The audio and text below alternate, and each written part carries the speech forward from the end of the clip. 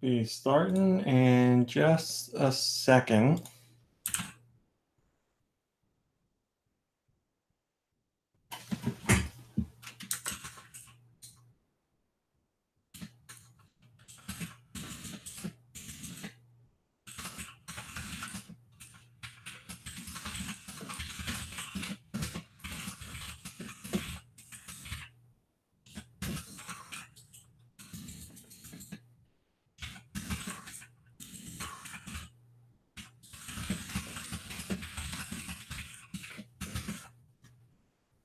Okay. I think we're ready. All right. Let's see if this goes well. Okay. Microphone. Yes, microphone. You need those. 3, 2, 1. Go Nintendo Podcast, Webisode 671, the Florges Podcast. That sounds terrible. The Florges Podcast.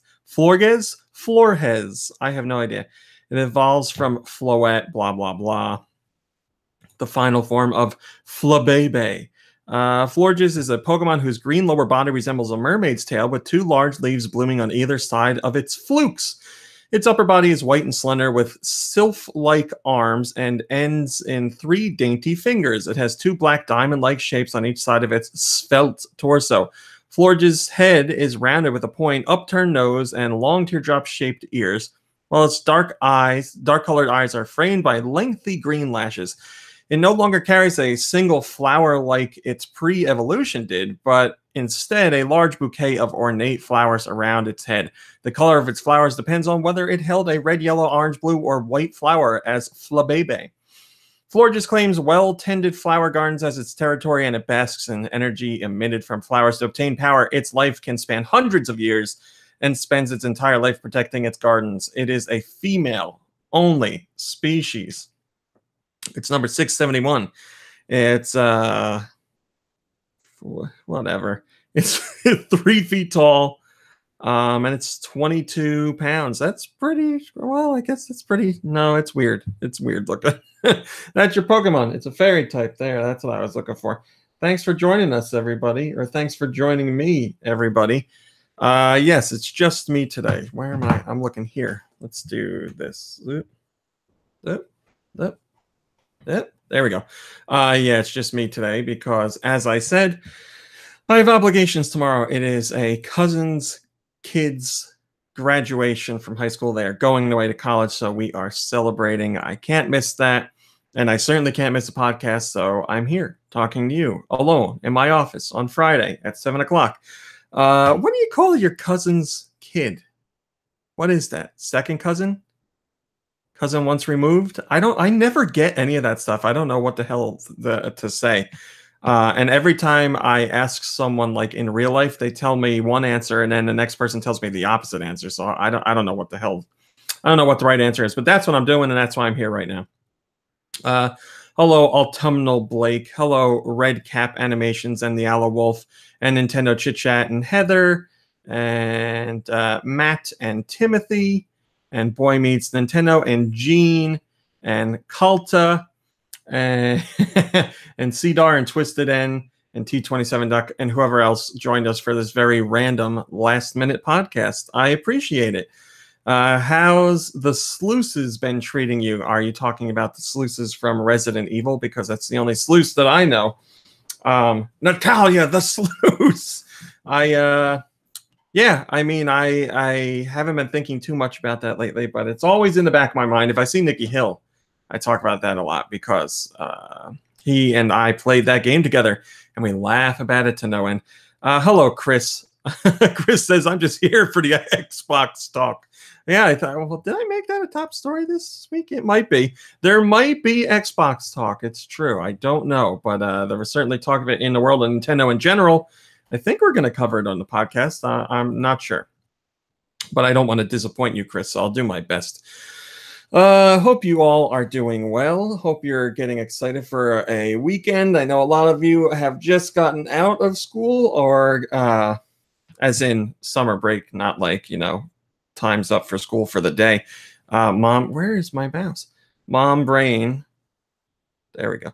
Mom Brain has just had her last day of school today. So she's on summer break, which really doesn't mean anything because she just works another job in a couple days. You know, New Jersey, expensive place, got to keep making money.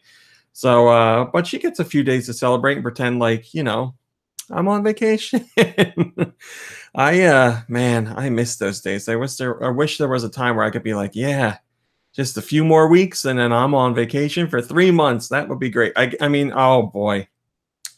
PC's in the chat. Hello, PC. Isn't this wonderful? I guess you can do the show with me, PC, through the chat. Let's see if you can be as annoying in the chat as you are in real life.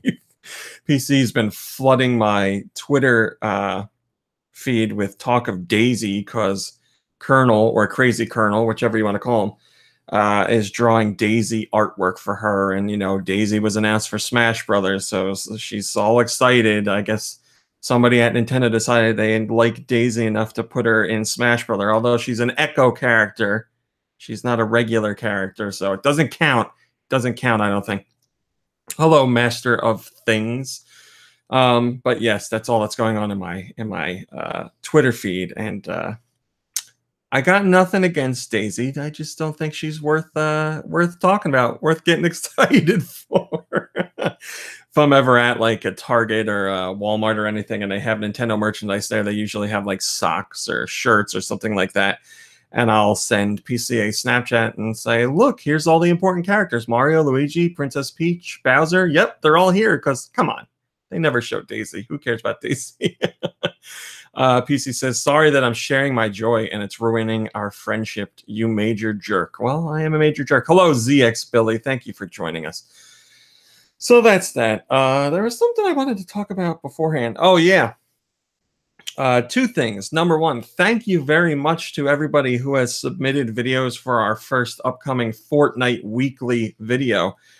For those that don't know, if you follow me on Twitter, I sent out a tweet last week and I was like, hey, Fortnite's on the Switch. You can record 30 seconds of footage. I would imagine some of you are doing some funny / embarrassing / amazing things in Fortnite. Why don't you hold that record button, record your clip, and tweet it to me? And I'm going to do a weekly wrap-up video of what I find to be the best or the funniest or the most entertaining Fortnite videos from you guys.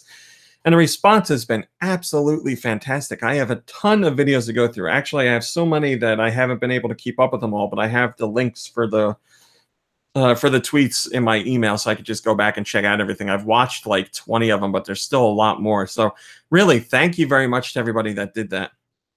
I'm very excited to put together that video, and hopefully it can become a weekly thing. There's certainly enough content there, and there's some pretty fantastic clips from what I've seen. So if you still want a chance of being in that, you can still submit a clip. I'm going to get to it later tonight. So you just go to GoNintendo Twitter, or no, go to GoNintendo Tweet. That's right. That's my Twitter account.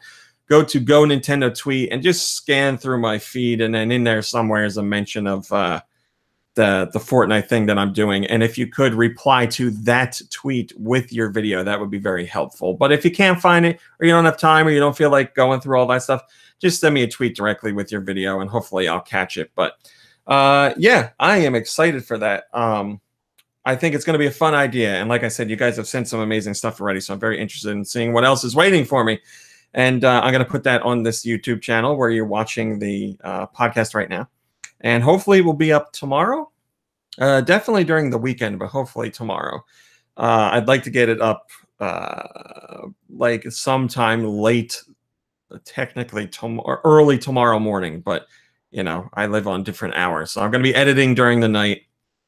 I'm not going to make it a long feature. It's not going to be like 20 minutes long or something like that. I don't know, 5 minutes to 10 minutes. I don't know. I feel like 10 minutes is too long. 5 to 7 minutes, somewhere in there. That seems like the sweet spot.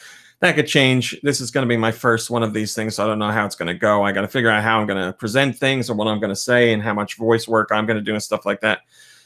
Thanks, PC. I appreciate it. PC, your boyfriend has Fortnite. You should tell him to actually play well and try and get into this video feature. Hi, Robert. So yeah, thank you to everybody that sent that stuff in. I'm very excited to put together that clip. I think it's going to be a fun idea. Also, on top of that, I did something new last night on the YouTube channel. I did a 1 minute review challenge, or technically the minute review challenge.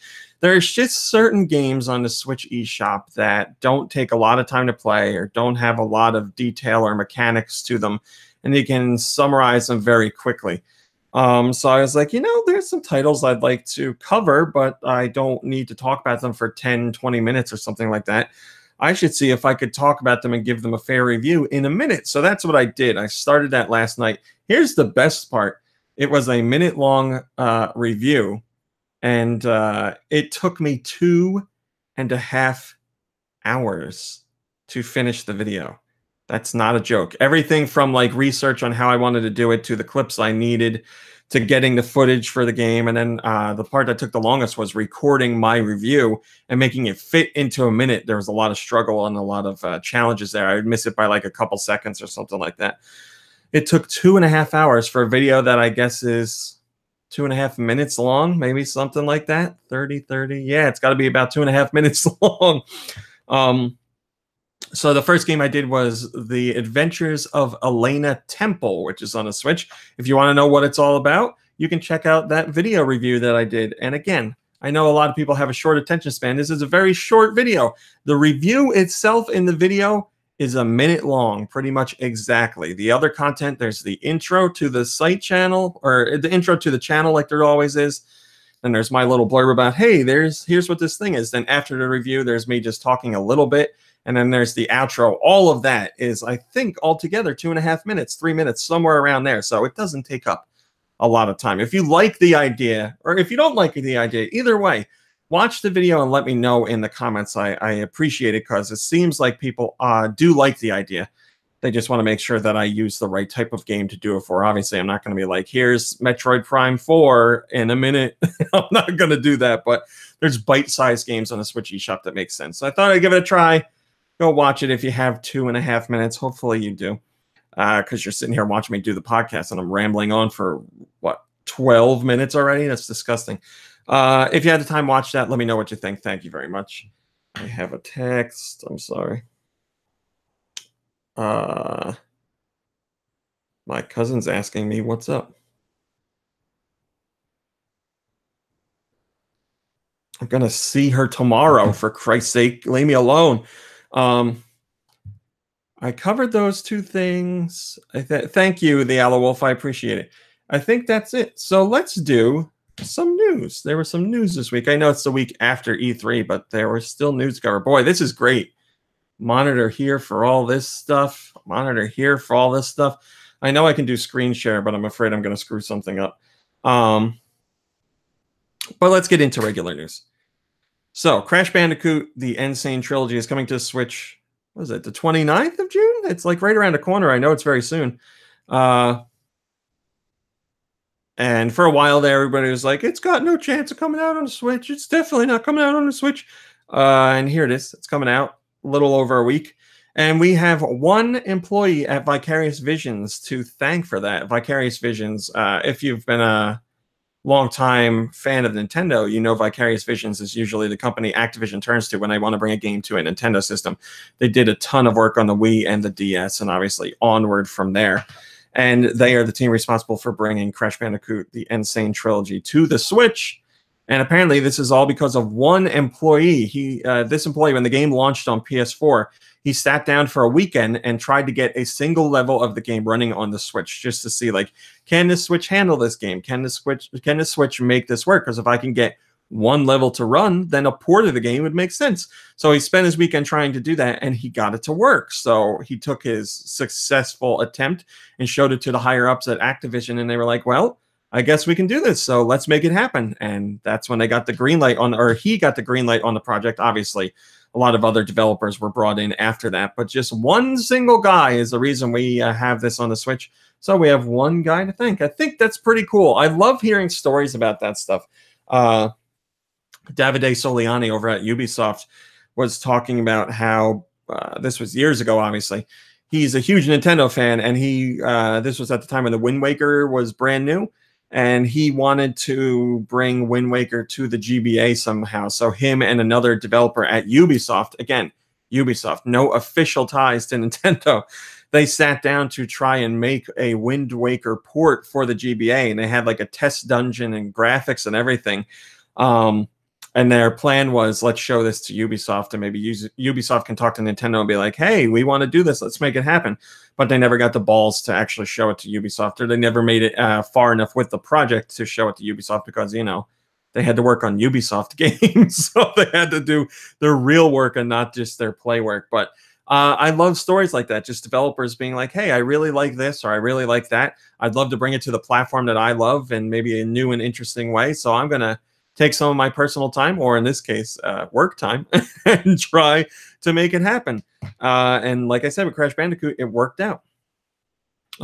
Digital says, now sit down over the weekend and try it with a bigger Activision title. This story just doesn't seem believable. Sounds like PR foolery because Activision Blizzard support is still being questioned. Tons of missing current Activision Blizzard content missing from Switch. Missing. But Switch ends up with the obvious port everyone's seen coming. Hopefully the announcement panic button is doing next month will be an Activision Blizzard game. Activision Blizzard has not released so much in a way for the Switch. That is certainly true. I'm honestly quite surprised because they did a decent amount of stuff for the Wii U. I guess perhaps they got burned there and they're like, nope, don't want any part of the Switch, or very little part of it. And it's not like Activision releases a crap ton of games anyway. Like, what do they do? Call of Duty? What do they do? Skylander stuff, which they're not doing on any consoles anyway. That's mobile right now.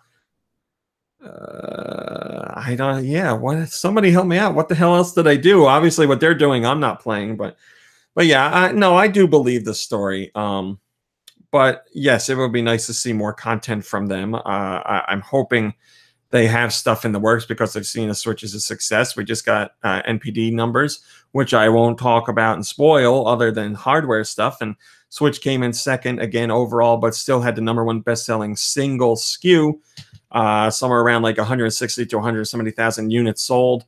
And that's in the United States alone for May. On top of that, it was I had a point I wanted to make. Oh, it beat out May's sales last year, so it's upward trend. All good stuff. I mean, positives all around. But I don't know. I can't tell you what's up with Activision because I honestly don't know. I can tell you that hopefully I'll get a review copy of Crash Bandicoot and I can show that to you guys because I played the original Crash Bandicoot games 1, 2, and 3 on PlayStation because I had a PlayStation. Loved them. And I picked up the Insane Trilogy for PS4, but I'd love to compare it to the Switch and see how it is. And I'm always down to play those games. I think they're very fun platformers. Interesting, unique. Hello, Murasaki. Thanks for joining us. And I know the visual fidelity of the Switch version isn't going to be exactly what it is on PS4, but from what I've seen, it looks good enough for me, although I'm not too nitpicky. You know what's really funny to me? Like I was saying, people, when Crash Bandicoot or Insane Trilogy was rumored for Switch, people were like, that's not going to happen. Why would Crash Bandicoot go to Nintendo systems? That doesn't make any sense. And I was like, man, I guess. Goodbye, PC. Thank you. I was like, I guess people don't pay attention. Last I checked on Wikipedia, more Crash Bandicoot games, or at least the same amount of Crash Bandicoot games, launched on Nintendo systems as did for Crash Bandicoot games that were exclusive to PlayStation. There's been a ton of Crash Bandicoot games on various Nintendo platforms. The Wii, the DS, I want to say the GBA, I think. There's a whole like line of Crash Bandicoot games on the Wii. I want to say there's like 3 of them there. So Crash Bandicoot being on Nintendo platforms isn't anything new. It's been happening for years. But the original trilogy obviously never went to any other platform. So seeing that on Xbox and Switch is a big deal. So I don't know. I was just surprised to see that. Maybe some fans, hello, Sarah. Crash Bandicoot fans didn't realize that the franchise had reached out to other platforms or not, but now everybody's getting to enjoy it. So if this is your first time at Crash Bandicoot, I certainly hope you enjoy it because I think those games are quite fun. Nintendo and Disney have teamed up for a Switch-focused TV show. Now, while all this information doesn't specifically say that this is a one-off show, it seems that it's a one-off show, just like they've done in the past. I believe they did some sort of challenge show with different Nintendo games that included like Mario Kart 8 on the Wii U. They also did Smash Brothers tournaments that they aired on Disney XD. And this is going to be another one-off type of thing. It's called the Nintendo Switch Family Showdown. It's going to air this summer, and it features 4 families competing against each other by playing a variety of Switch games. Do you want your family to be in this show? Yeah, oh, I forget the ages. I want to say it was like 8 to 18 or maybe yeah, that makes maybe 6 to 18. I don't remember. As long as you are a kid that age, you could be on this, or you could potentially be on this show. You have to send them a video with you and your family saying like why you're the best Switch player and why they should pick you and all that jazz. And then potentially you'll get picked to be on the show, and your family will be going up against 3 other families for total dominance in Switch games. You'll be playing Super Mario Odyssey, Mario Tennis Aces, and you'll have dance offs in Just Dance 2018. I don't know if there's going to be other games than that. I would imagine there will be, but those 3 games you're definitely playing. So you still have time to submit your video if you have a chance of being on this show. Excuse me, or you want a chance being on this show. And then if you make it, you could represent GoNintendo on this show. That would be awesome. You need to come up with like a gang sign that you could flash on TV for GoNintendo.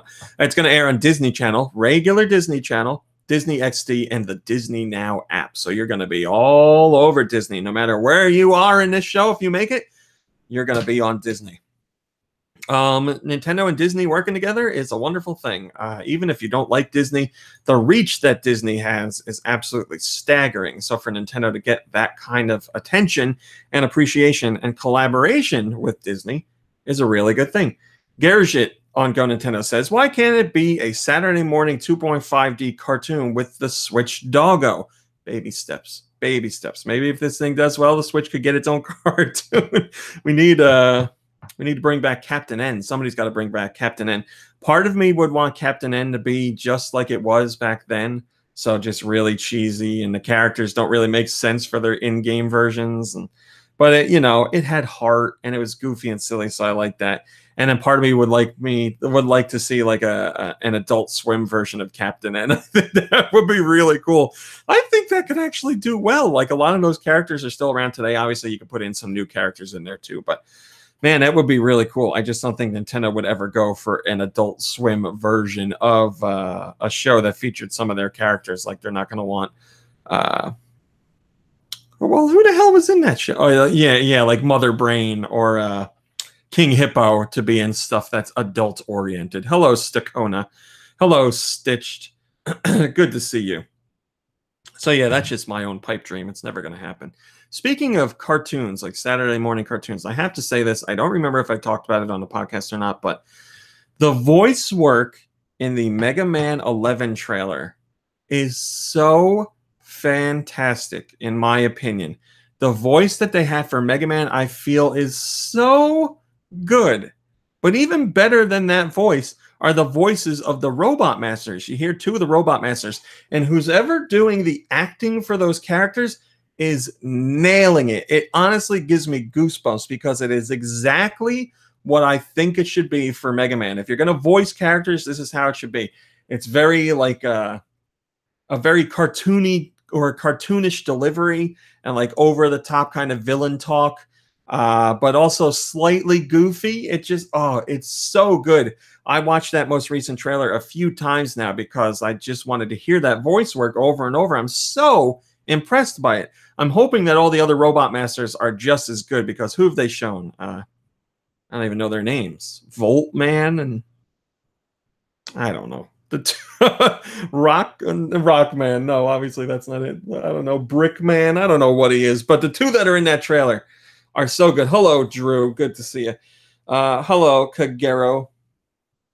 Yeah, Kagero says, I'm pretty sure some of the characters are voiced by pro anime voice actors. Man, are they nailing it. I really am excited, legitimately excited to hear the voice work in that game, in the full game. And it's not because I'm like, that voice work is terrible, like Mega Man 8 style, where you're like, oh, it's so bad, it's good. This is like, oh, it's so good, it's legitimately good. It makes me happy.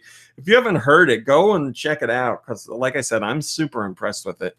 And I can't wait to hear more. I just wish Mega Man 11 was releasing sooner. What is it? So October 17th. There's always games that make you wish this summer away. And obviously, because you're leading into the holiday season too, and there's bigger stuff then, blah, blah, blah. Anyway, Super Mario Odyssey. Hello, it's a trap. Thanks for joining us. Super Mario Odyssey is going to get more treasures and costumes. That's a quote. According to none other than Shigeru Miyamoto. Why am I having such trouble talking today?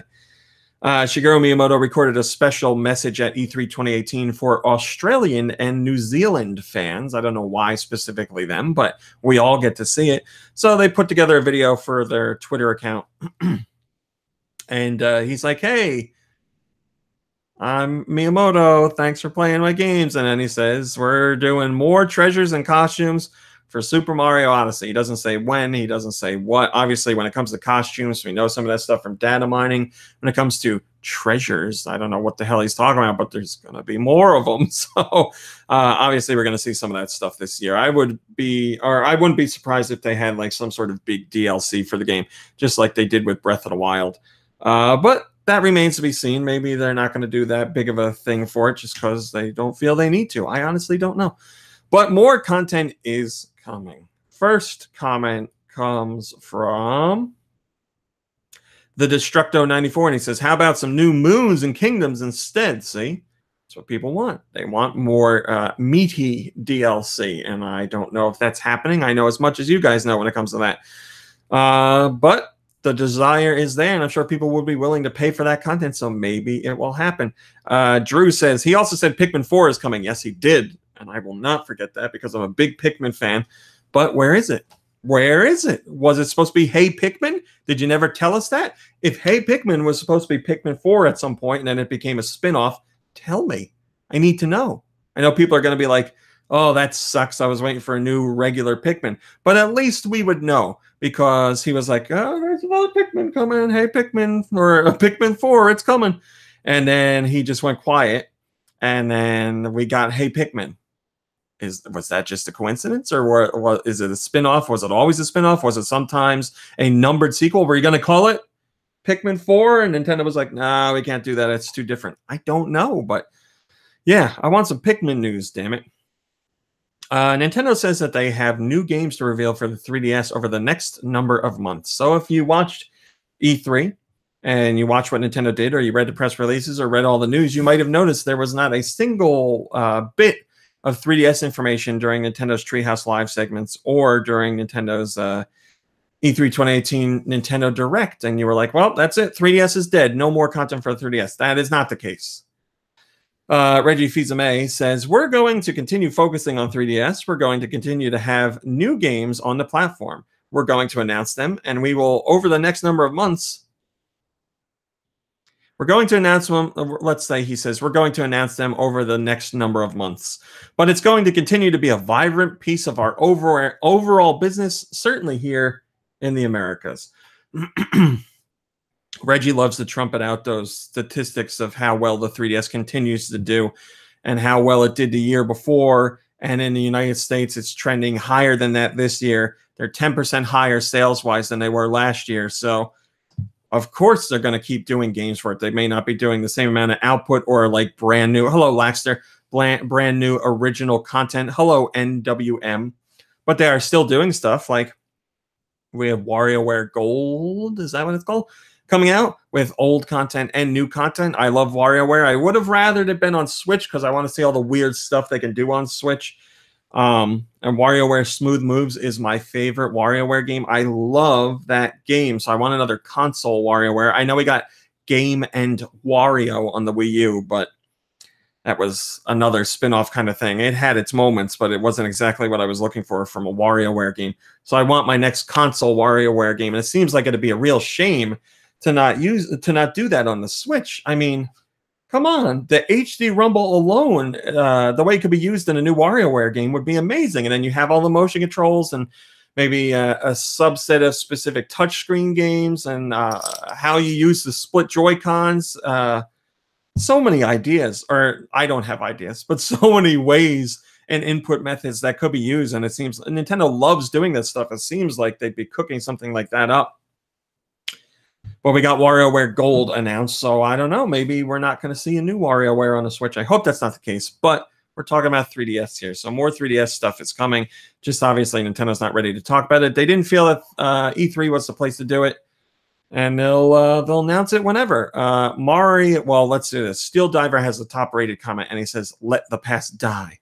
Kill it if you have to." People really want the 3DS dead. Yes, I know that's Star Wars, but anyway, people really want the 3DS dead. I don't get it. I don't get it. Just the fact that it exists. Oh my God, look at how dusty that is. How embarrassing. I didn't play it all that long ago. What do I have in here? Boy, that's embarrassing. I have... What is this? Oh boy. I guess I thought I played it before. I have Mario Party the Top 100 in here. When did that come out? Maybe I played something digital more recently. I don't remember. I have whatever Dylan's Dead Heat Breakers. I haven't had a chance to try that yet, but I have it. I'm gonna play it. But yeah, just the fact that the system exists makes people angry. Like the fact that it's still around and getting content, people are like, no, why are you doing that? Let it die. I guess because they want more games on the Switch, and they're like, well, if the Switch or if the 3DS is getting something, then the Switch isn't getting something. So I don't know. Maybe they're right. I can't tell you. When did Chicken Wiggle come out? I'm gonna say that wasn't too long ago, but I'm sure I'm going to be wrong. I also have Minecraft on here. I've been playing Minecraft on here. So yeah, I'm still playing it. Like the fact that it exists and they're still supporting it, A, doesn't bother me, and B, makes sense because they're still making money off of it. So they're not going to be like, well, the 3DS is doing better this year than it did last year. I guess it's time to kill it. That's not how things work. Chicken Wiggle was in September, says Rakia. Hello, Rakia. September, so October, November, December, January, February, March, April, May, June. Woo! A lot of months. That's 9 months. Man, I have covering games all the time, every single day for GoNintendo has warped my perception of time. I'm like, oh, it didn't come out so long ago, and somebody will be like, that was 3 months ago. I'm like, oh, what? Really? I guess it was so different when I was a kid, obviously, because I wasn't running a site. But also, when you're a kid and you're home from school and you get your homework done, of course, I didn't do homework. You have lots of free time to play games, so that's what you do. And you're always like, where's the next game? There's not enough games. They need to put out more content. But when you're an adult and you're working a job and you have a family to take care of, which I don't. Hello, Super Aaron. You have your free time becomes very precious to you because there's very little of it. So you go to play a game and you're like, oh my God, my backlog. There's so many games. I can't get through them all. How do I keep up with this stuff? And every week there's more new games. My backlog is huge, absolutely huge. There's stuff I've poured time into and haven't gone back to. There's stuff I haven't even opened yet. It's terrible.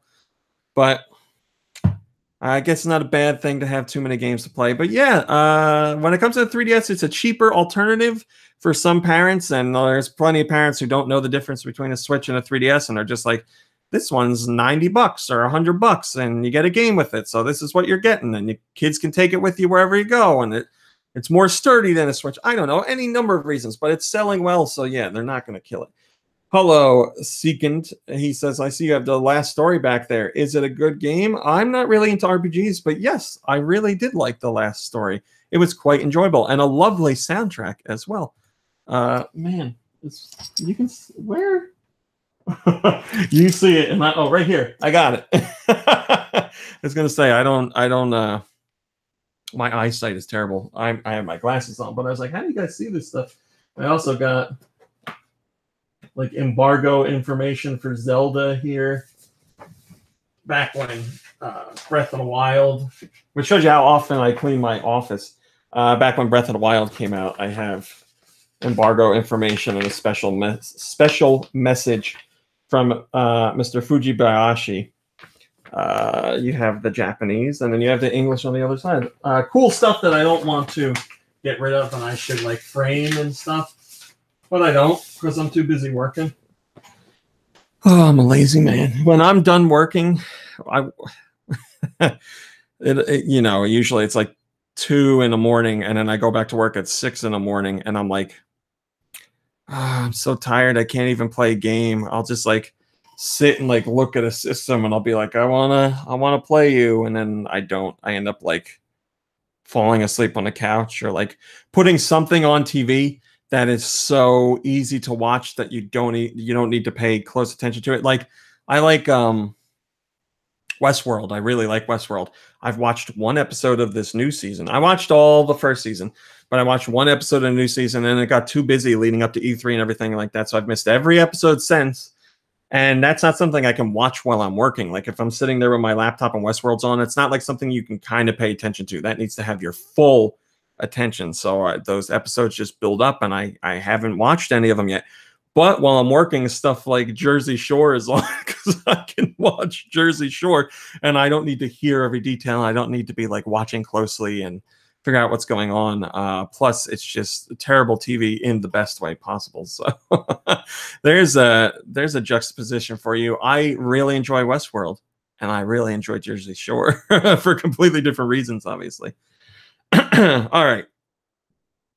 This is a tip of the hat to our friends in Canada. According to Reggie Fils-Aimé, both the Pokemon and Zelda franchises in Canada overperform. So Nintendo has expectations for those franchises all over the world. Like they know in Japan, Zelda doesn't do too hot. And then in the States, it does really good. And in Europe, it does a little bit less than the States, but better than Japan. Well, when it comes to Canada, it does better than everybody else. Canada is the top dog when it comes to Zelda. They say every time they put out a Zelda game there, it overperforms. And the same case with Pokemon. Reggie's official statement is, the Canadian audience is the very tip of the mountaintop when it comes to Zelda games. There are certain franchises that overperform in the Canadian market. Legend of Zelda is one of them. I can't tell you why, but the Canadian consumer loves it. Every single game in the series has done better with the Canadian audience than the US audience, and the US audience does better than Europe or Japan. Another phenomenon, and this is a recent trend over the last 10 years, is Pokemon. Pokemon games do exceptionally well in Canada. Think about that. What is that? Every single game in the Zelda series has done better with the Canadian audience than the US audience. Is that a fact you knew? It's not a fact I knew. That was very surprising to me. I didn't know Canada. I knew Canadians really liked Nintendo stuff. I didn't know they liked it to that degree, specifically when it comes to Zelda and Pokemon. But good for them, man. Excellent taste in games up there. Sajam Mewtwo says, yet we Canadians aren't allowed to order anything from PokemonCenter.com. What's up with that? Well, that seems unfair, doesn't it? They're buying Pokemon games more than many other regions, and they can't get Pokemon Center stuff? Come on, that's not fair. Get on the ball, Nintendo Canada. Make something happen. Fight for your people. What time are we at here? 37.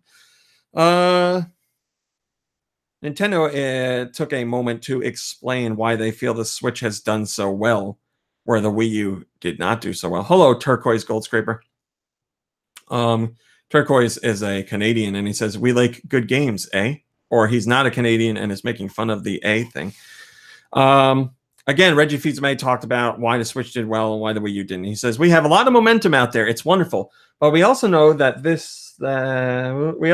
in this games business, things change quickly.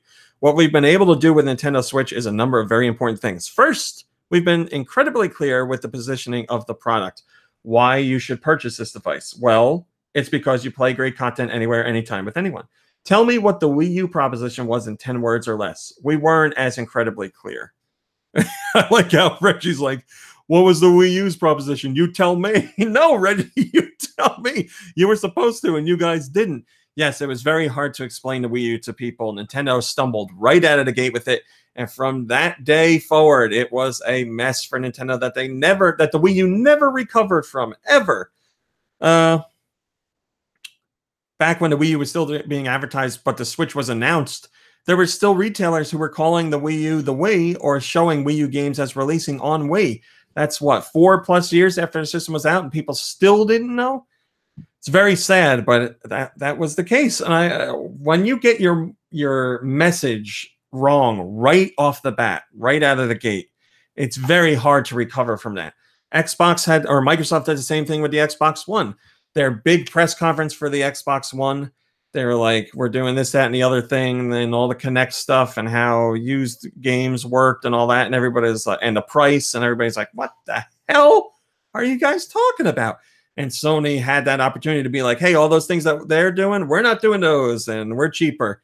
And that was that. That's why Sony's at what, 70 plus million PS4 sold, and Xbox One is at, well, Microsoft doesn't officially say numbers anymore. They don't report numbers, which shows you how far they've fallen.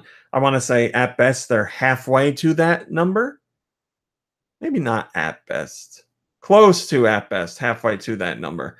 And the Switch has got to be what, at around 20 million units by now. So 20 million versus Xbox One's 35 million, we'll say. 35 to 40 million, somewhere around there. And Xbox One has certainly been out for a number of years.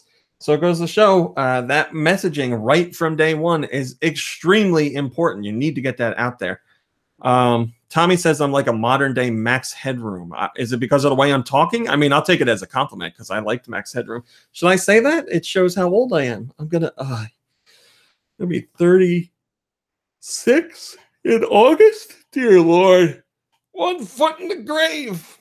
Just like the Wii U had from day one, 1 foot in the grave. So yes, thankfully Nintendo, after that Wii U debacle, was like, okay, we need to make sure the message is extremely clear with our next system. We get it out there to people and they absolutely understand what it is from day one. And they did that. They definitely did it, and it's paid off. There's other reasons why the Switch has done well, but yes, that message has been very clear cut from day one. Hayabusa-san says, I still think that the Wii U name was a killer mistake from Nintendo since it didn't really get across the fact that it was a new console. That and the E3 reveal in which they only showed just the controller without the console pretty much created a long confusion around the new product that ended up killing any possible interest from people. This time around with the Switch, they thought things more carefully. Yes, they did. I completely agree. I should have read your comment first. You said what I was saying, but more succinctly. Nintendo also says that they're happy that Sony and Microsoft don't really cater to the younger generation as much as Nintendo does, because Nintendo thinks that lets them foster fans early on that become lifelong fans that stick with them until their 20s or 30s, like me, old man 30s. Yeah, I mean,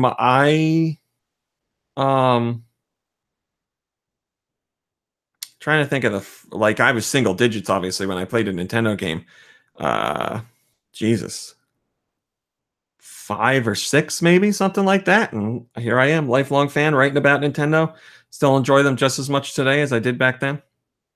So it's kind of true. And there are, Sony and Microsoft do put out some games for their platforms that are geared towards children, but by and large, they don't put out the same breadth of content that Nintendo does, that I don't want to say is necessarily geared towards children, but is content that anyone can play, any age group can play for the most part, the large majority of their content anyway. Reggie says, we are happy that they don't. It's been an incredibly important market because the kid who's 5 or 6 today is going to be 12 or 13, and not at all that many years later, 18 or 19. And when you have an affinity for Pokemon or Zelda or Mario Kart or Super Mario Brothers, that affinity carries with you. I mean, it's true. Worked with me.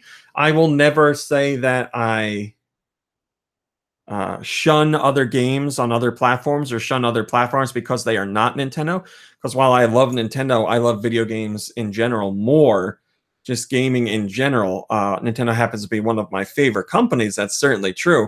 But I'll never be like, oh, Nintendo didn't make that. I don't want that. I'm not going to play that, or I ignore it or something like that. Nintendo will always hold a special place in my heart. And I still think they make excellent content and do things that other companies can't do.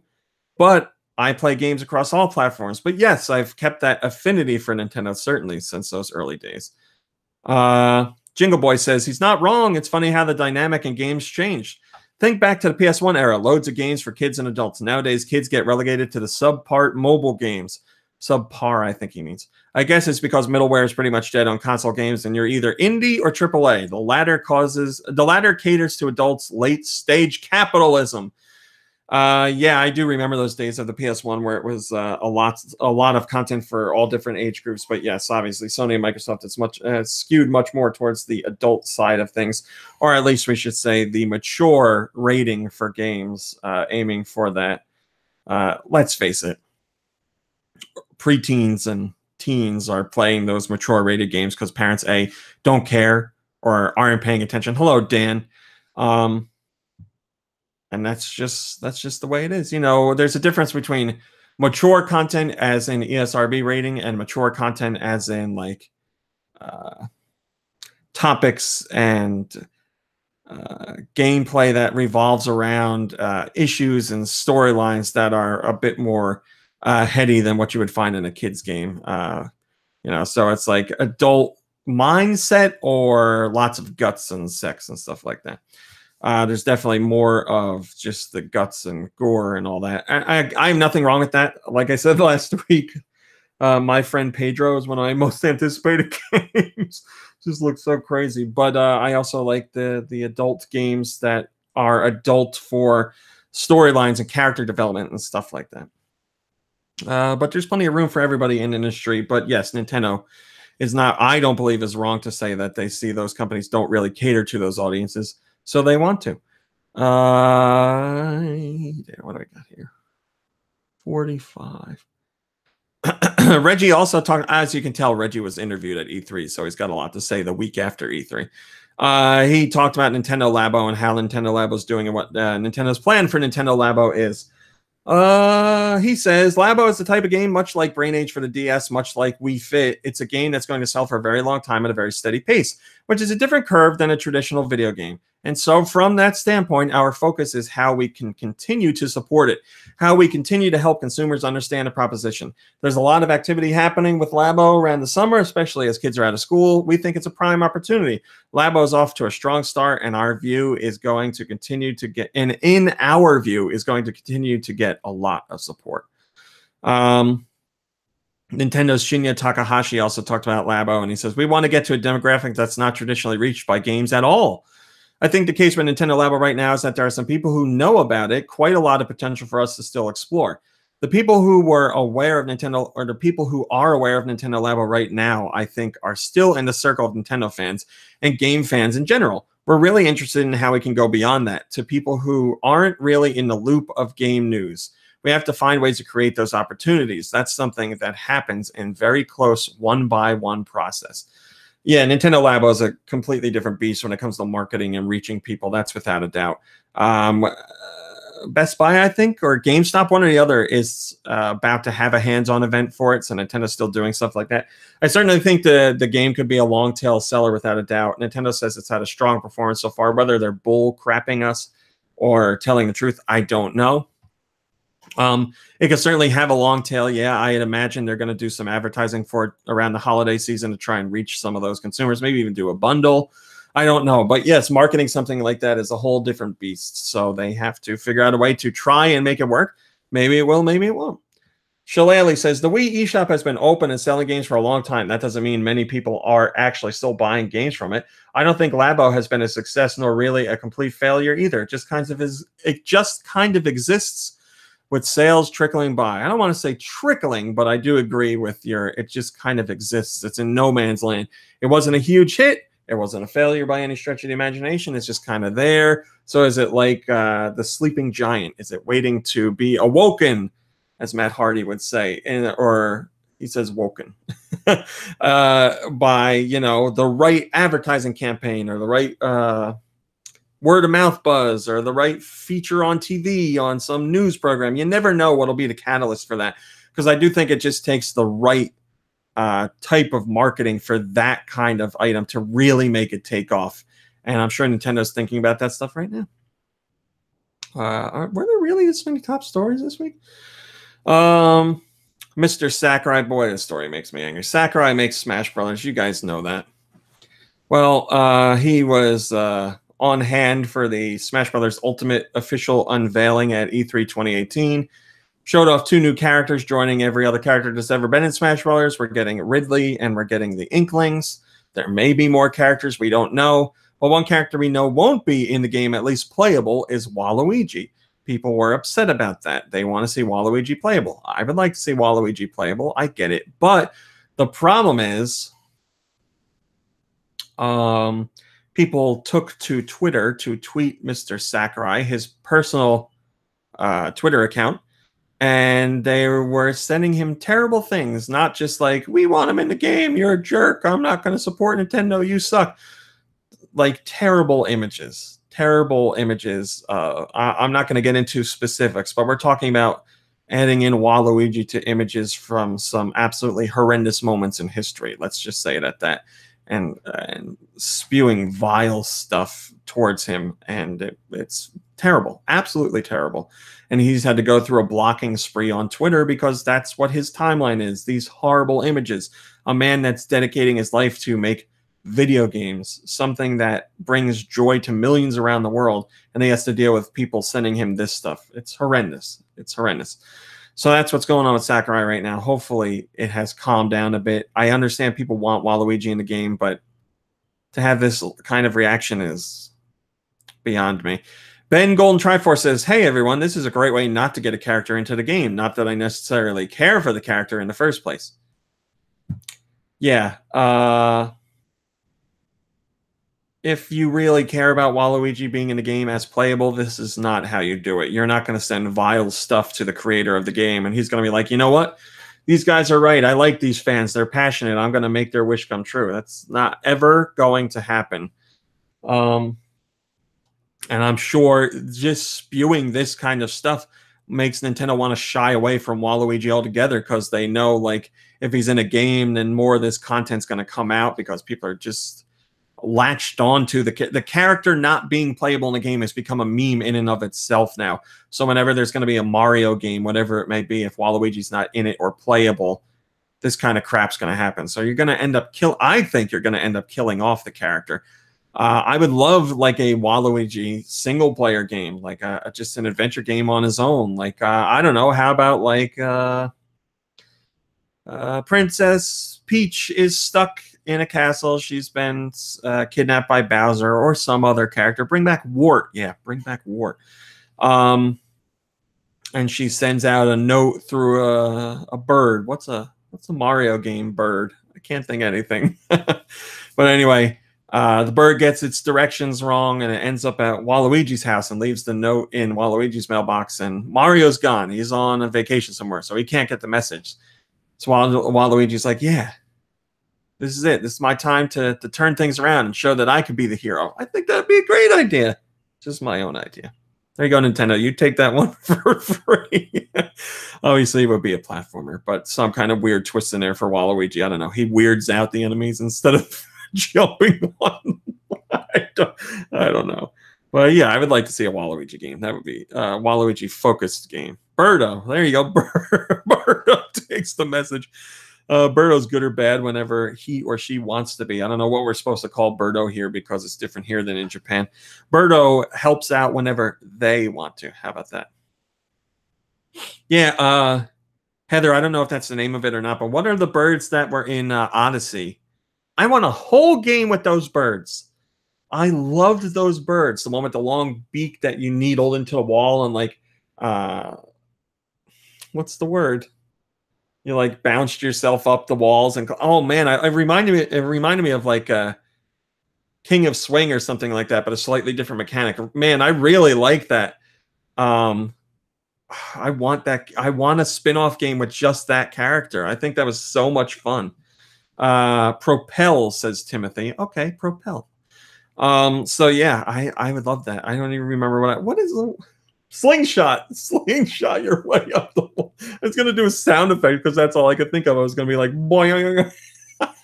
I'm an idiot. A former Sony employee. This is former head of Sony Online Entertainment, John Smedley.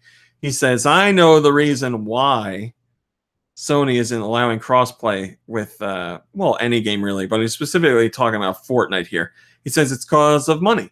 So this guy says, when I was at Sony, the stated reason internally for this, not allowing cross-platform play, was money. They didn't like someone buying something on an Xbox and it being used on a PlayStation. Simple as that. Dumb reason, but there it is. That's what he says. Yeah, Sony is getting the they're getting bashed pretty bad online for all this stuff. I'm not going to say it's not deservedly so, especially when Microsoft and Sony are down for it. Or I'm sorry, when Microsoft and Nintendo are down for it. When Nintendo is down for something related to online and you're a company that's not, then you really know you're doing something wrong. Nintendo's ahead of you, at least in thinking when it comes to an online idea. No, that's not where you want to be. So that just shows how ass backwards Sony is right now. Ridley Soria says, come on, Sony, I like you, but it's time to stop being dicks about this. I don't know if I've ever talked about this on the podcast, but I have a theory about Sony. I don't think it's a theory that no one's ever thought of. I'm sure lots of people think this, but I have this theory that Sony, when they start doing well, they become extremely cocky. So PS1 came out, went really well for them. But they're still new to the console industry. They did the PS2, that did even better. They're like, man, yeah, we are king of the game industry. So PS3 gets announced, and they're like, it's what was it, $500 at the time? I don't remember, or 600. And it's got this weird controller, and you guys are going to buy it, and they're going to fly off shelves. You watch, and fans are like, no. And that didn't happen, and they didn't fly off shelves. And Microsoft swooped in with the Xbox 360, and that took off for them. And for much of that generation was the winner, because Sony got cocky and they were like, we can do no wrong. So then by the end of that generation, things evened out more, because Sony was like, we were wrong. We made mistakes. We got to fix things. We're sorry. And Microsoft swooped in and became a little bit cocky. And that's where it led to the Xbox One. And Sony was back to being like, hey, we're for the fans. We got your back. We're doing this, that, and the other thing. It's going to be easy for you. Everything's cool. We're cheaper. Come on board. And everybody went to the PS4. And now that we're this many years into the PS4's life, Sony's doing it again. They're swinging back to the, we can do no wrong. Everybody wants our system. We can do whatever we want. People are just going to take it. And I think that's where we are now. So the announcement of the next Sony system, I think is going to be very interesting, because I want to see if my prediction comes true. I think Microsoft's going to swing back and Sony's going to take the cocky route. I have a friend who is like me, except he's a diehard Nintendo fan. I'm diehard Nintendo. He's a diehard Sony fan. He plays other things too. He has a 3DS, and I think he has a Switch. But he's loved Sony from day one. And months ago, he was like, might have been a year ago, he was like, I feel that Sony vibe. I feel that Sony cocky vibe. They're starting to annoy me. He says, I feel it creeping back. And I was like, yeah, I've been thinking the same thing. I think it's only going to get worse. And he was like, yeah, it makes me not want to play on their system, because I don't want to be a part of that. I like Sony when they're all about the games and the fun and making people happy, not being like, you're going to take this and that. We're doing it this way, and that's all there is to it. So he was right, yeah. And it's like I said, I hope that's not the case. I hope Sony comes out with their next system and they snap back to being their old selves and not their cocky selves. I don't want to see them like that. I don't like seeing people or companies, game companies, act like that. But it is what it is. We'll see what they do. They know how people feel. They're being very pig-headed right now. Maybe it'll change. I'm going to cover this very quickly. Mario plus Rabbids Kingdom Battles Donkey Kong Adventure DLC is coming out. But is it going to be the end of DLC for this game? Or could there be another installment in the Rabbids universe? I don't know. Here's what Davide Soliani, the creator of the game, had to say. They're like, this in this interview, they were like, hey, is there more DLC or maybe something else in the works here? And he goes, we still have loads of ideas. We used 1/10 of the ideas we have, but now the DLC is done. What I can say is we are working out for the future. And then it says he pauses. Who knows? I have no idea. We'll see. I don't believe me either. We need time to work on something which makes sense. We are taking that time to see how it goes. You need time to think what you can do to bring something new for players. So that right there opens the door for A, more DLC, or B, another installment in this what could be franchise. I don't know. One or the other, but it certainly sounds like A, they have plenty of ideas, and B, they want to do something with them. Gloop says, sounds and looks like DLC done right. Yeah, the Donkey Kong Adventure seems like quite a sizable bit of DLC. It's I think they said it's a little under half of the main game itself. There's just plenty of content there. And that game I really enjoyed, so I'm sure the DLC will be a wonderful experience. The Unravel developer. Now, if you watched last week's podcast where I got really riled up about this, we have more to follow up on it. Long story short, Unravel 2 was announced at E3. It was announced that it was launching that day when they revealed the game, and then it was revealed that it wasn't coming to Switch. The developer said they want to do Switch, but they don't have the time or the money. I said, hey, EA is your publisher. They might have some of that money you're looking for. Well, Unravel's developers talked more about why the game isn't on Switch, and this is the producer of the game, Michael Gill. Not the Gill, not today. He says, we had the same reaction when we saw the Switch for the first time, even those controllers on the side are the same colors as the Yarnies. It's incredible. It's a machine made for Unravel 2, but we run at 60 frames per second. That's really important for us, and we want to keep that frame rate. To keep that on Switch and to keep the graphical quality would have been difficult. Although it may look like a simple platformer, some locations have around 4 million triangles on screen. There are a lot of details, complex landscapes, all the vegetation and stuff. We can do it, but it'll take some time. We're also using a heavily extended version of Sony's Fire engine, and we would have to port it to Xbox One ourselves. It doesn't have support for Switch yet, so we would have to do that port and the engine work ourselves. And we're a really small team. We only have 2 engine programmers across the whole team, and they mostly work on updates for the game, so we just didn't have time. We really wanted to be able to release this week, but if we had to do a Switch port, it would have taken another year and a half. So, no, he says it would have taken another half a year or so. We get the feeling that people really want this on Switch, and we understand how they feel, but it feels a bit unfair because we've put a lot of effort into this. No, it's not EA pulling the brake. They really want to do games on Switch. Oh, do they? Do they? Jacob Markland, the lead programmer on the game, says, don't blame EA, blame us. Okay. Don't blame EA, blame us. All right. I'll take you there. You didn't want to delay the game by a year or let me try this again. You didn't want to delay the game by half a year or more just to get out the Switch version. Gotcha. Get it. Very excited about the game. Want to get it out. Don't know what you can do on Switch yet. Need more time to check it. Totally understand. I'm with you on that one. I understand the game was in development before the Switch was even a thing, so I got it.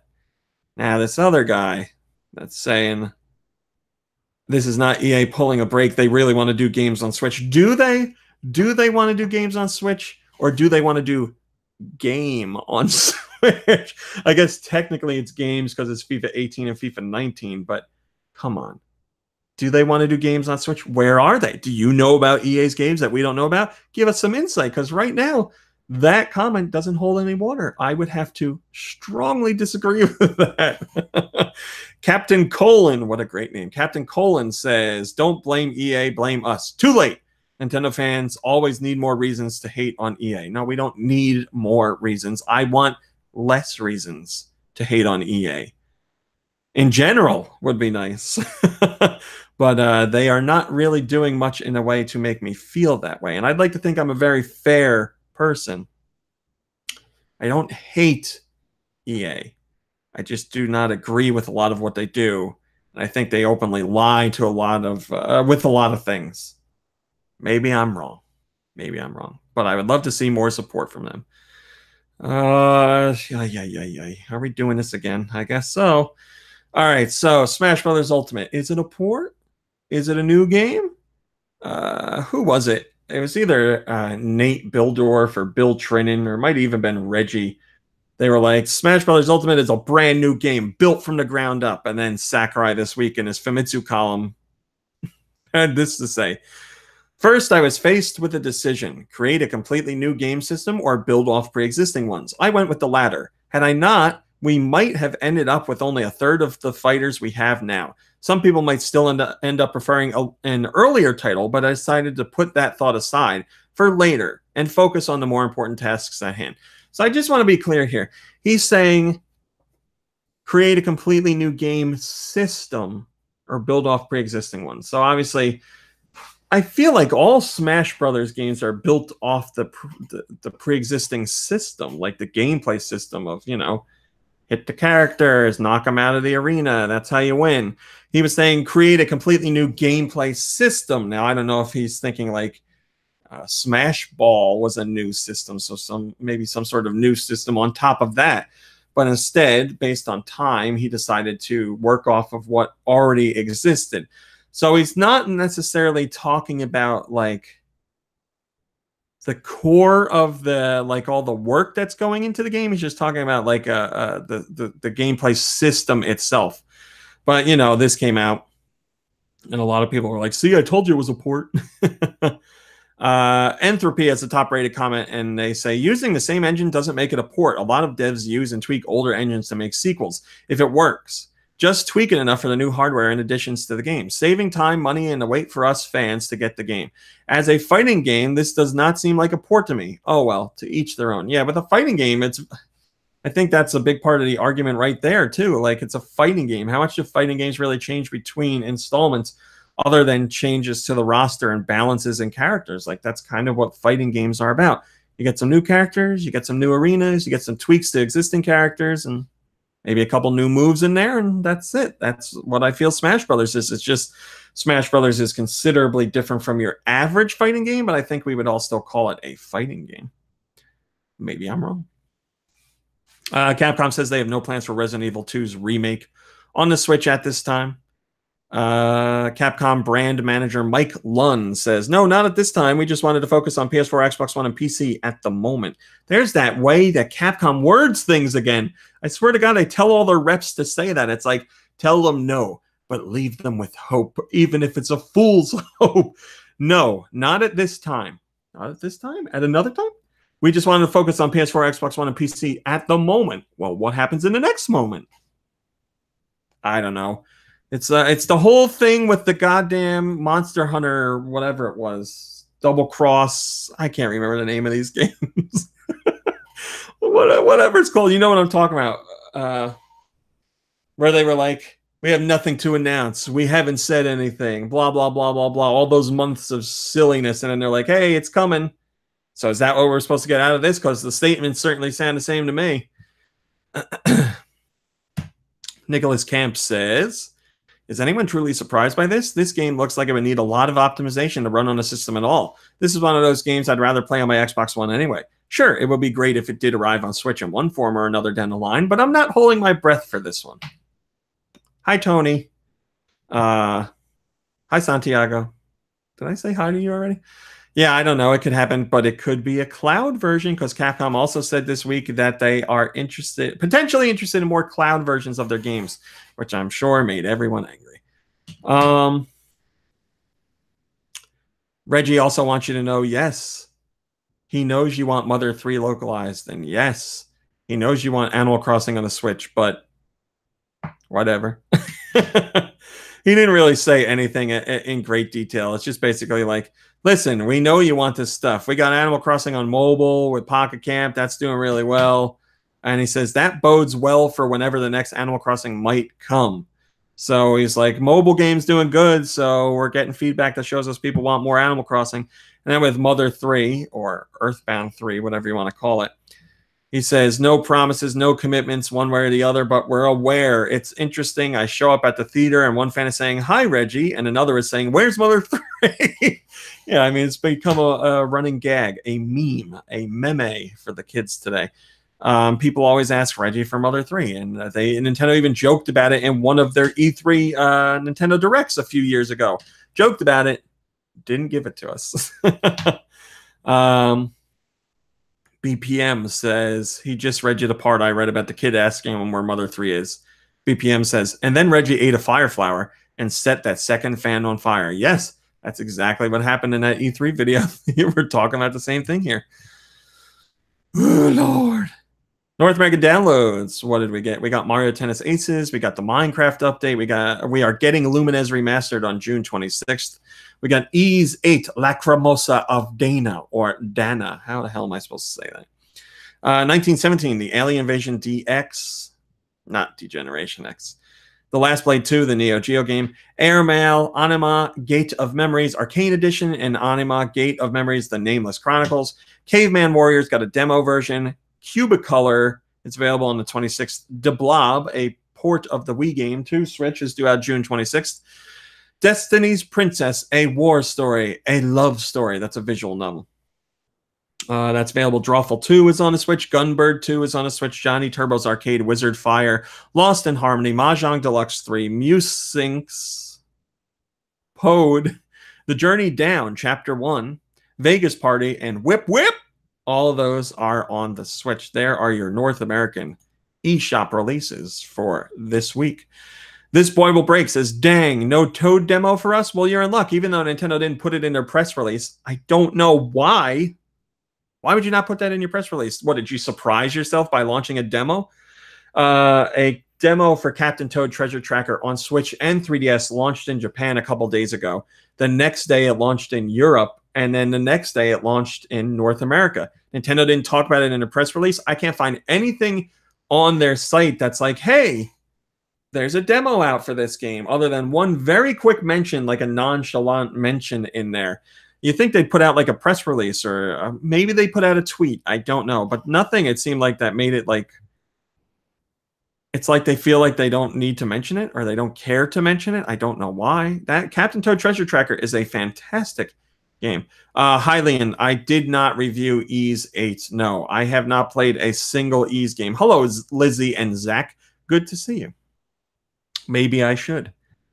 I'm working on another game for a review right now, which I will tell you about after I'm done with news. And then I got to go because I got to do more work. Europe, this week's digital downloads. What do our friends in Europe get? They got the Captain Toad Treasure Tracker demo. See, Europe's press release says it right here. Bloons TD5. This is all Switch, by the way. Flashback. I got to talk to you about this. I have been trying for months, not a joke, months, to get review code for Flashback. I can only seem to deal with one person. And they were back and forth like, yeah, we'll get you one, definitely, blah, blah, blah. The game came out in Europe. It's out. What's going on with North America? You tell me.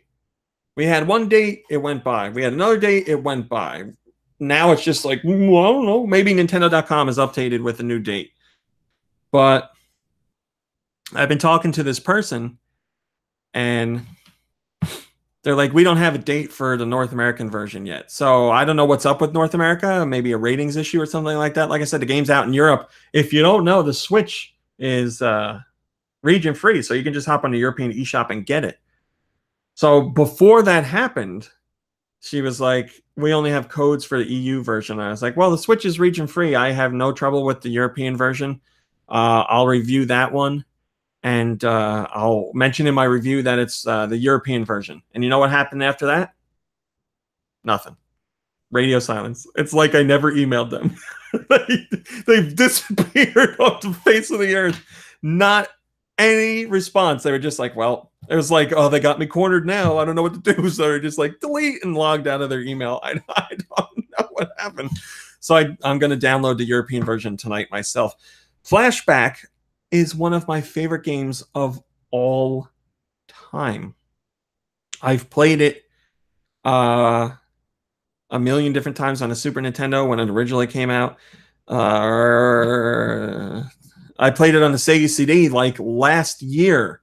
I got my hands on a Sega CD version, which I'd never played, and I played that one start to finish. Last year, I played it on Sega CD. I heard this version was coming out, and I was like, oh my god, I got to do a video review on this. I love this game. I hope this port is good. I tried. I'm sorry. I tried. So you got to wait longer now. I'm going to do a video because I have so much to say on that game. I'm going to do a video feature on it, but yeah, now you got to wait. I mean, if it's in Europe, you can get it. Like I said, region free. You don't have to wait for the North American date, which is apparently non-existent. I don't know. It's going to be one of those things where it gets pushed back into oblivion, or just one day it's like, whoop, here it is. Hopefully the second one. Anyway, Ink is available. Again, these are all on Switch. La Nota, Vegas Party, The Last Blade 2, D/Generation, the original, Destiny's Princess, a war story, a love story, Drawful 2, Gunbird 2, Just Shapes and Beats, Lost in Harmony, Morhun Remake, Pode or Pood, RBI Baseball 18, The Journey Down, Chapter 1, Whip Whip, Blaze Blue what the hell's wrong with me? Blaze Blue Cross Tag Battle. Battle? The Lost Child, 1917, The Alien Invasion DX, Caveman Warriors got a demo. There's a demo. DLC for everything under the sun. Dear Lord, there's DLC for so much. Pre-orders for all digital eShop pre-orders for a whole bunch of games, or as you're supposed to call it, preloading.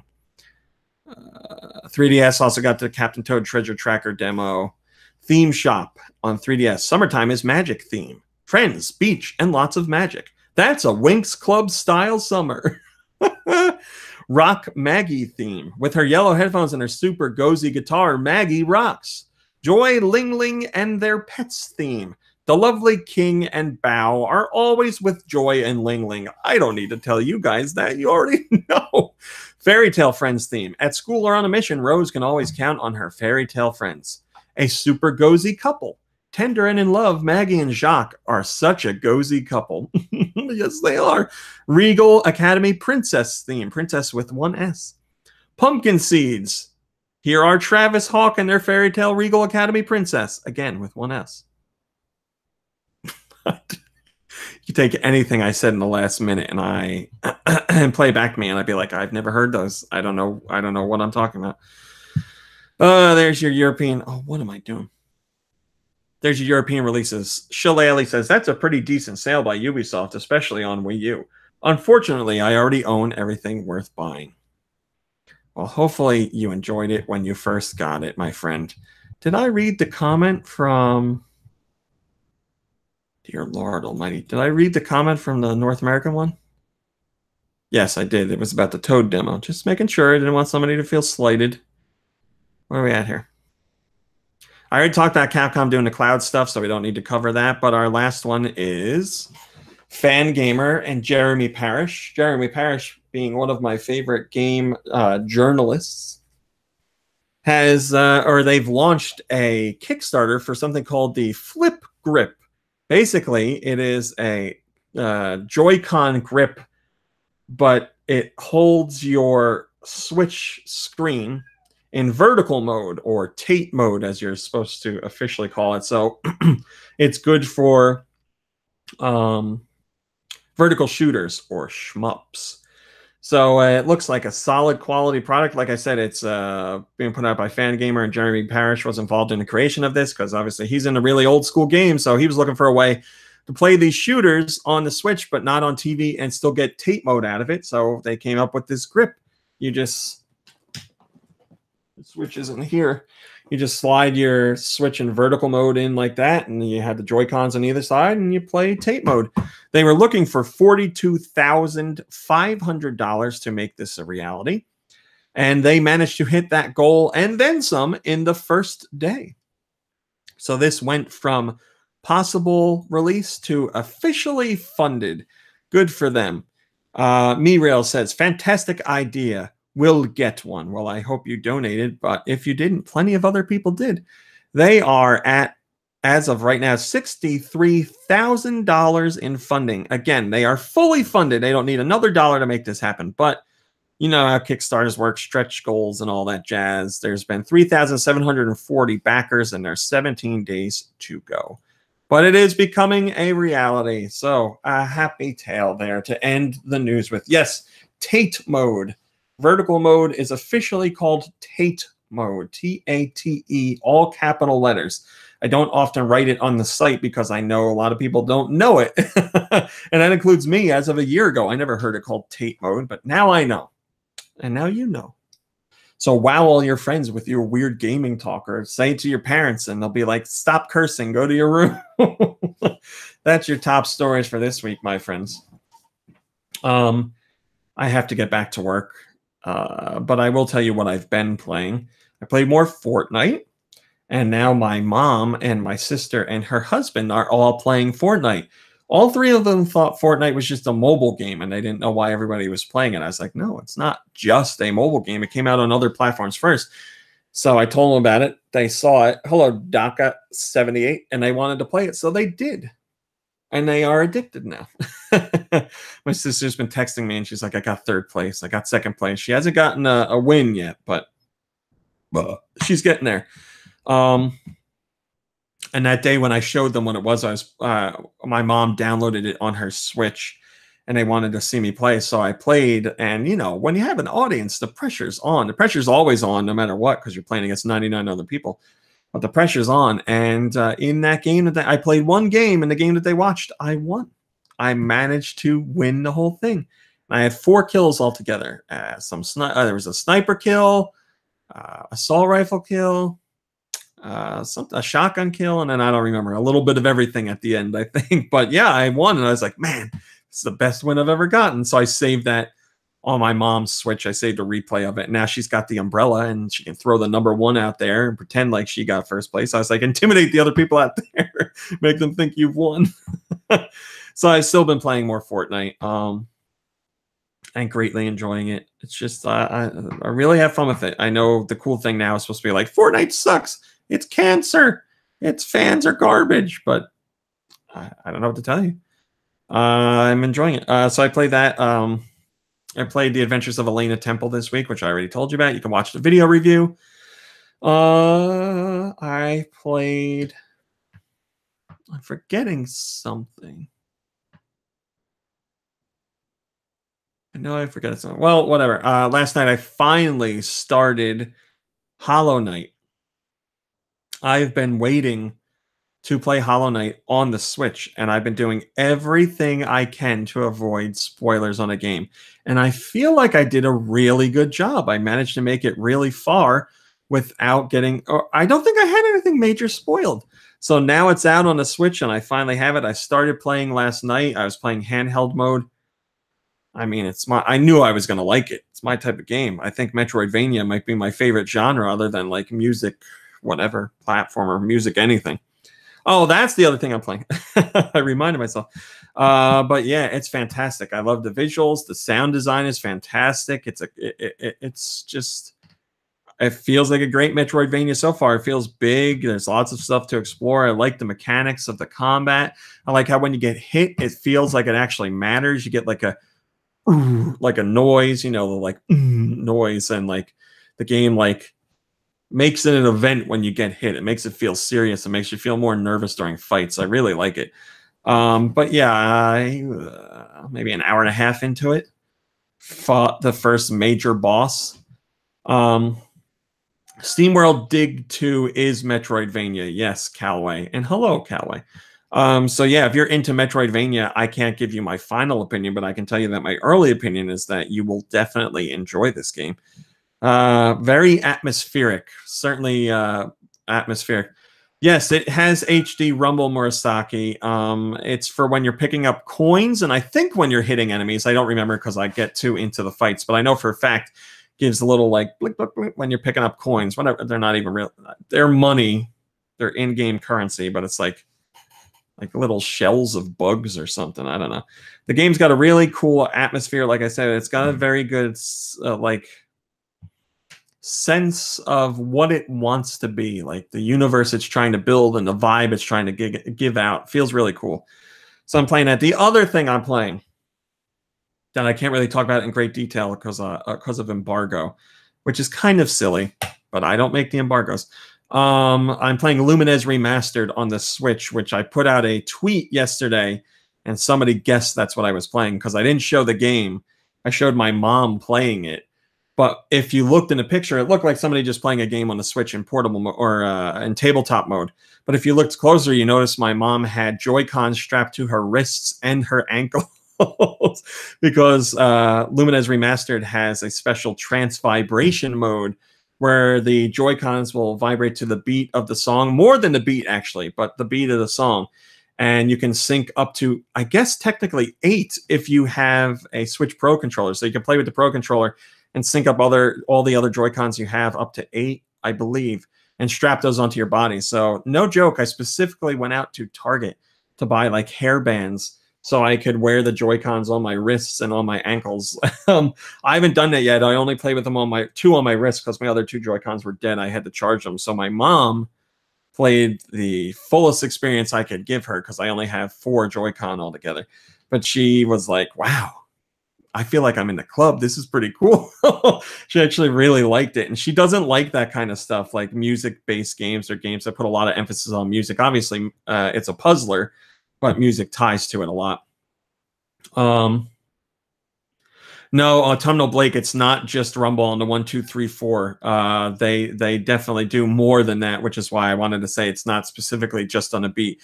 For a portion of the song, it is on the beat for the most part, but there'll be like other noises that happen that it chimes in with, and like the first song that's in the game, that was in the game when it first launched. We'll have parts of the song where the drums come in and fill sections, and it'll be like bump, bump, bump, bump, bump, bump, bump, bump, and that's a fill on top of the regular beat. Like 2 of the controllers will do that, and 2 of them will stay with the regular beat, so it mixes it up. It's really cool. I love that kind of stuff. I would sit there in a whole suit of Joy-Cons if I could. But yeah, I can't talk to you really about the game itself or any of that because I'm under embargo. I think that's up on the 26th, so I'll talk to you about it. If you liked Lumines before, you'll like this version. I don't really think that's a surprise.